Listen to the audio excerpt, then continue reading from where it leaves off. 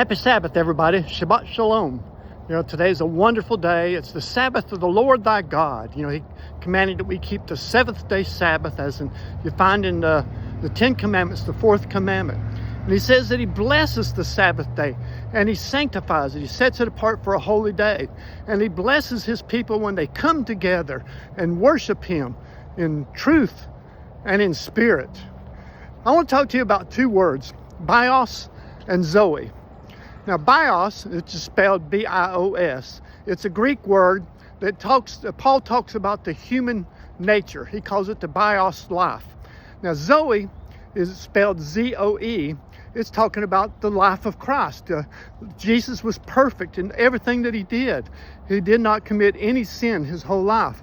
He surrendered completely to God the Father and allowed God the Father to work in him and through him in bringing salvation to the human race.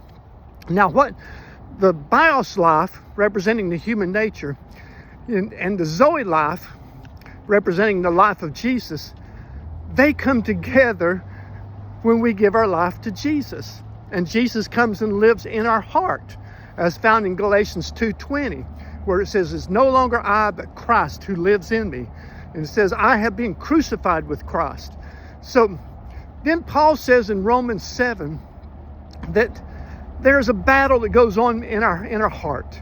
He says, the things that I want to do, I can't. And the things that I don't want to do, I do. Oh, wretched life that I am. Who will save me from this life?